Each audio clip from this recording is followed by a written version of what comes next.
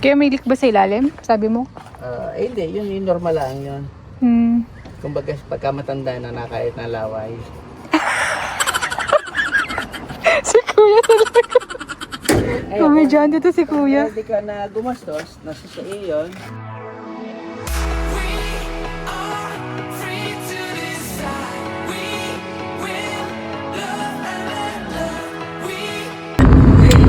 Hello mga ka-dreamers! Kamusta po? Welcome and welcome back to my channel. At kung bago po kayo dito, hi! My name is Jane. Kamusta po kayo? Thank you for stopping by. In today's video guys, exciting ako at napaka-useful din po nitong i-vlog ko ngayon. Another Canada Lives vlog. Kasi po, mag-check kami ngayon ng sasakyan. So, very useful po to lalo na sa mga nagpaplano or gusto rin pong makatipid na bumili ng sasakyan dito sa Canada, kaya gusto ko to i-share sa inyo ngayon guys. Lalo na dito sa Canada po ay napaka-importante po ng sasakyan, necessity po talaga lalo na po pag winter. So ngayon malapit na po yung winter, ilang buwan na lang. So yun ang gusto ko i-share sa inyo para may idea rin po kayo kung ano po yung mga dapat yung gawin or i-negotiate sa seller just in case po. So yun, on the way na po kami at mag-check na po kami ng ilang sasakyan. Apat po yata yung sasakyan na check namin or tatlo. So sana magtagpo kami nung seller dun sa price na gusto namin na kaya namin. So meron lang kaming specific na or target price na binudget na price para dun sa sasakyan na bibili namin. So dapat hindi kami mag-exceed dun sa target namin. So yun guys, on the way na kami, samahan niyo po kami at babalitaan ko po kayo ulit mamaya. Nandito na kami guys. At may kasama rin kaming mechanic. Ayun kuya, yung Dodge Journey. Hello kuya, musta po? Yun yung red ata. Kamusta ka ba yan?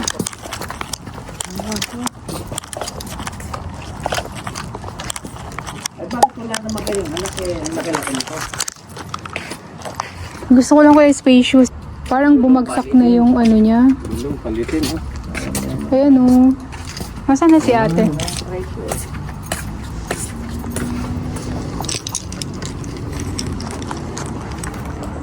Naglag na yung bumper ah. Naglag na yung bumper nga. May tagas yung transmission at saka makina. May tagas daw. Wala na. Yun ang presyo eh. Saka mahal yun o kuya. Yung paayos. May tagas kuya? Ayan. Kaya nga ganun ang presyo kasi maraming kang ayos. Hello po ate. Hello po. Bagong palit ang oil filter niya ta. Ako naman inayalaan nila. Oo. Ako'y makikisilip na lang. Ngayon sila naman yung magdi-decide. May ano na rin dito.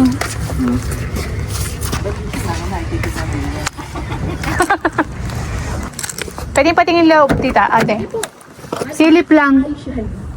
Ito lang ang may problema. Ito kasi hindi maayos ang pagkakabit ni Harry sa akin. Kasi may mga ayusin pa. Oo, kasi naka-pending kasi yung binibili kong bahay. Kaya ayokong gumastos ng malaki. Alam mo yung invite joyride? Parang grab. Pero ito kasi may buhay pa kaya 5 years na rin kasi sa akin to. Wala kayo extra tire niyan te? Wala, hindi ako nag-ano. All season. So all season talaga. Kasi ano siya, all-wheel drive naman kasi siya. Pero palitin na rin siya for this coming winter, no? Kailangan na rin. Kailangan na palit.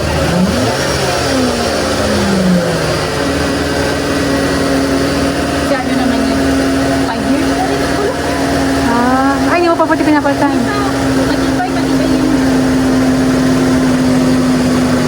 Ano na kapalit nito, te? Palitan, yung strut niya kasi sa likod, yun ang kailangan palitan. Ano na siya, time na kasi talaga. Pero nagpalit na ako ng mga shock niya. Ang preno niya, okay pa, sabi ni Jay, pero hindi pa kasi nagpalit. Triple J din kayo na. Oo, triple J. Yung oil filter niya, nakapalit lang yun ni triple J. Yung housing ng oil filter niya, nakapalit lang yun.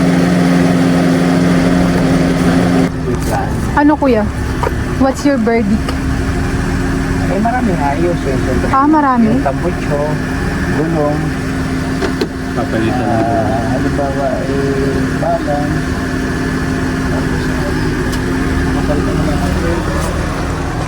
176.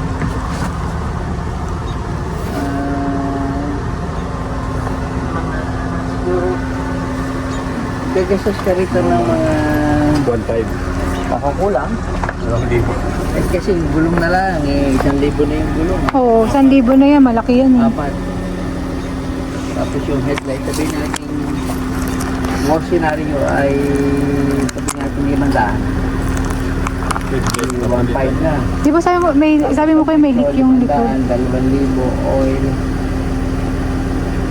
Pero yung laglag mo sa okay lang yun. Yung bumper. Sabihin Oo. natin ito yung magiging maayos. Abot din ng 10,000.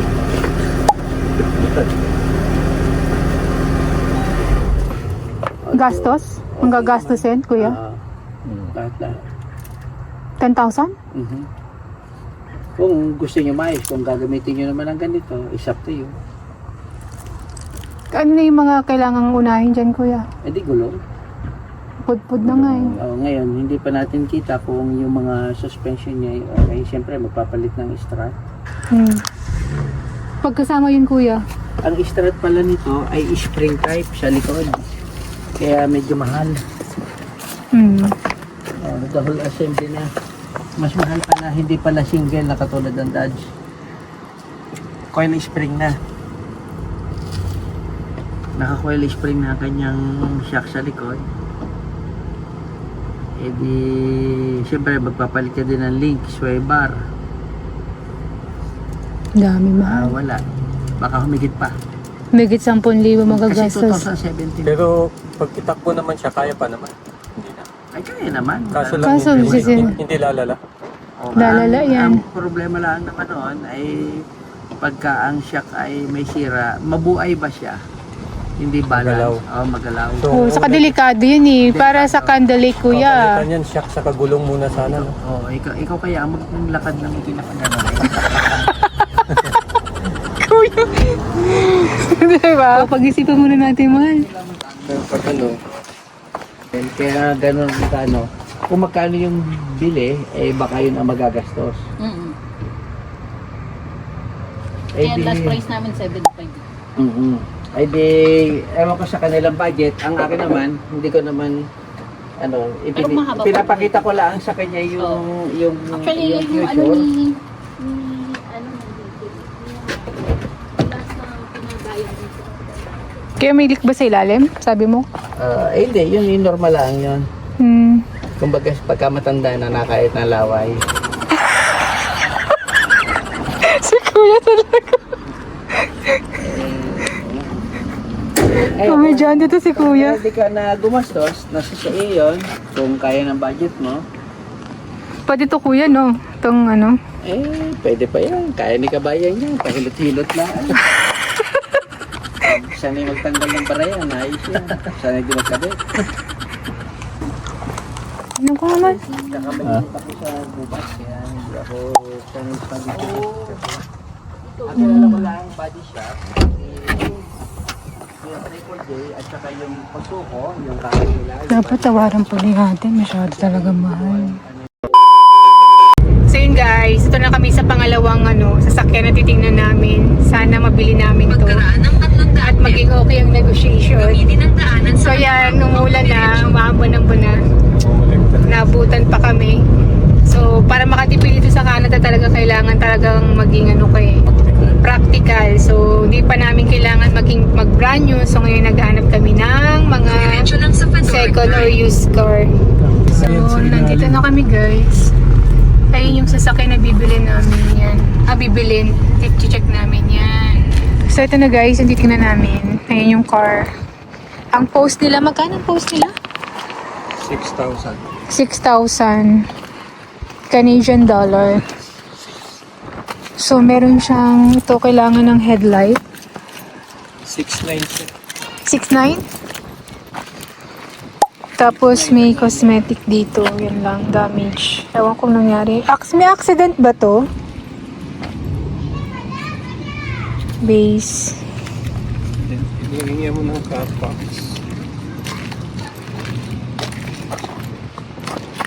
Magkano yung headlight? some rust. Check din yung tire. Medyo pud-pud na rin. Kailangan na rin to ng replacement. Wala pa yung may-ari. May mga chip paint na rin, malo. Just test drive. Yeah. And then so we can... How about the extra tire? Job Meet said there is an extra tire. Where can we Yeah, get we it? have that, and we will like. It was at like at the house where we used to live before, Okay. and we just place it there in the garage. Okay. And we will contact them if they still have them in the garage, Okay. because the time we moved, after there was no place where we kept them. That's why we Okay. did not take them back. Okay. When we would know it, we can just... So We're planning to change it to like winter tire. That's why. these are already winter tires. This one? Yeah. Okay.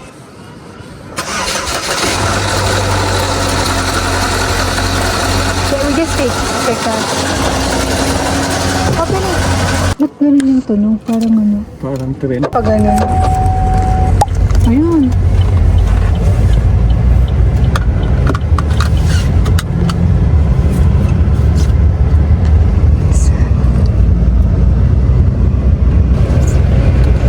Parang hindi gumagana yung aircon. Oh?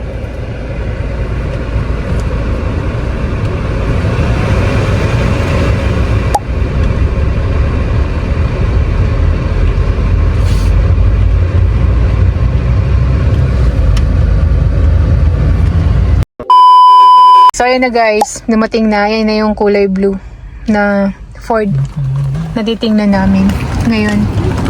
So tara naman. Dito yung vehicle. Yes na. Yeah.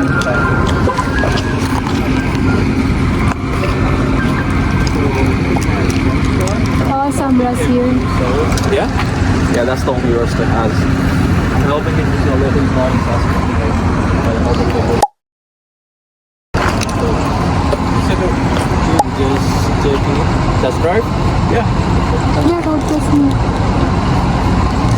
Is this Dan? Oh no. No, no. You're gonna need new rear tires. These are pretty good for the summer right now, but in the future, but those ones are new. Front is new, back you need 200. Okay. And these are all season.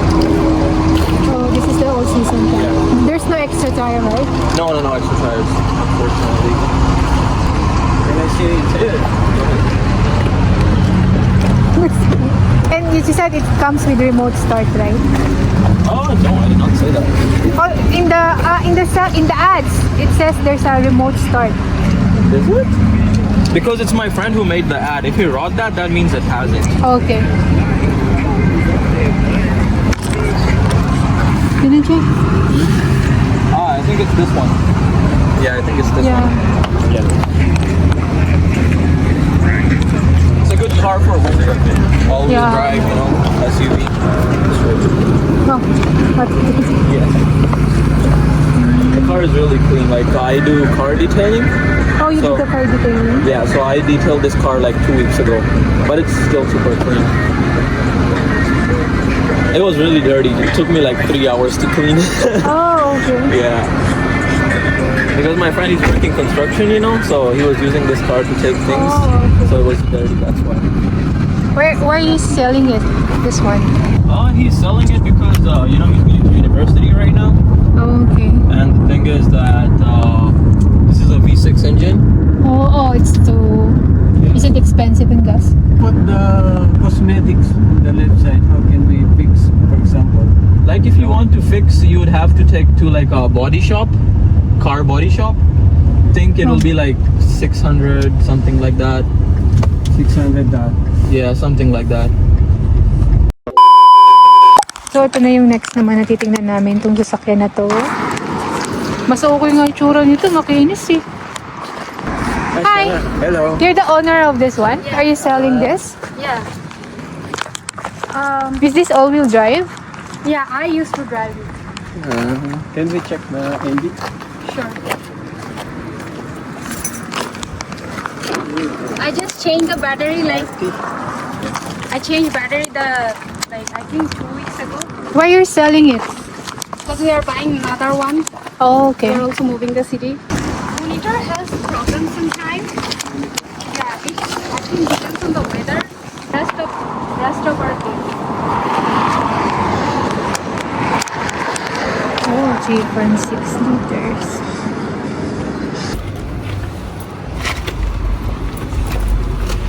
I was start the Brake. 96,980. kung sa Service kilometer tire pressure, yung tire niya. kung sa kilometer siya nasa 155 na tinakbo. 155. So this is the thing I think you need to check to the Mechanic. mechanic. Yeah, I think this is the electronics issue. This is not a big issue. I think they will add on power, so it will be on because it's on when you off the car. You can off the car so you can see it. Off the car. Turn up the car. Yeah, Brake. just push the button, There you go. so it will flash now.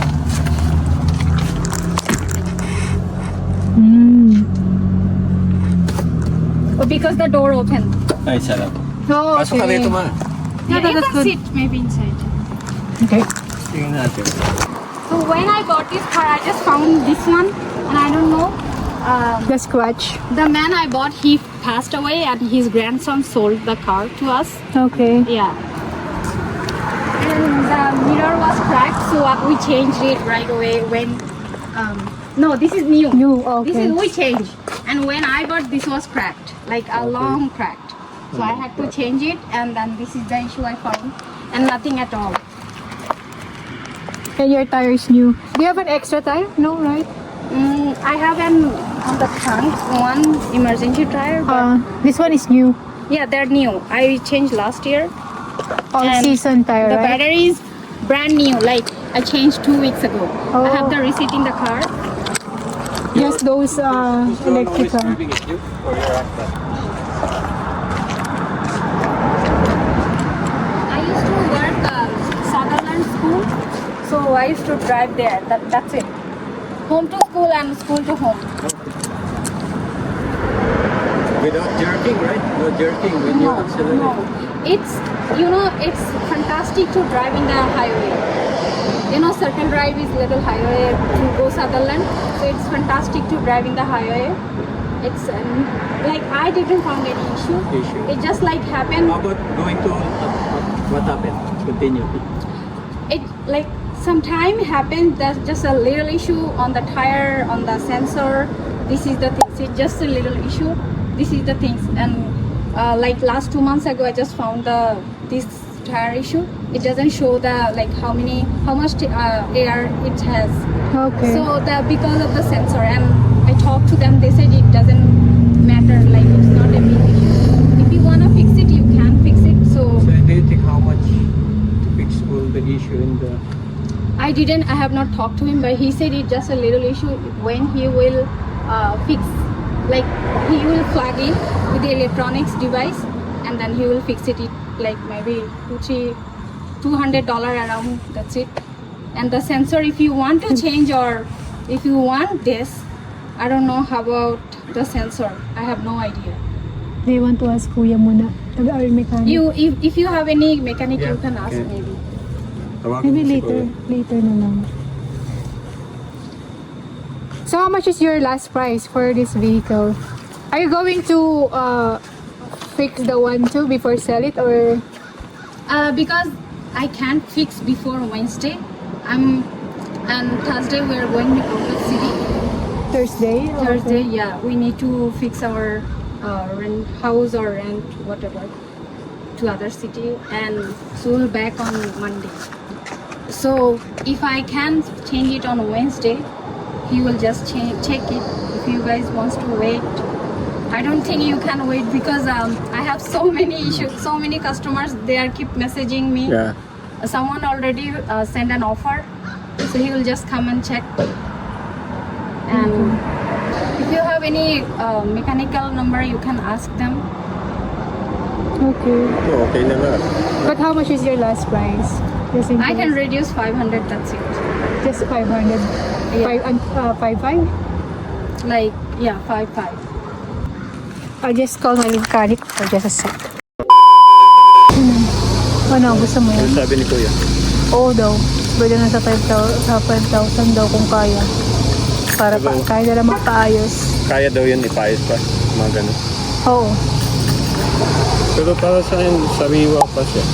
Kaya nga eh. Parang Kunin natin, 5K. alaga. Pwede ba? Sabihin. Yes, may save pa yun. Kaya nga eh. Okay na. Would you take 5,000? I have cash 5,000. And then we'll just fix the issue. Yeah, I told to mechanics. And the sensor too. But it will be too low. Or I can... Okay. 5,000. Yeah. I think it's So yun guys, yun naman, may nabili na kami sasakyan ito, Dodge Journey na RT. So 5,000 natawaran namin siya. So yun, super happy ako. At sobrang ganda pa niya. At ano pa siya, may konting ayusin pero okay na yun. So yun guys, sobrang nakatipid kami. So kung ano man yung kung ano yung na-extra dun sa budget namin, yun na lang yung ipapang-maintain namin sa sasakyan nito.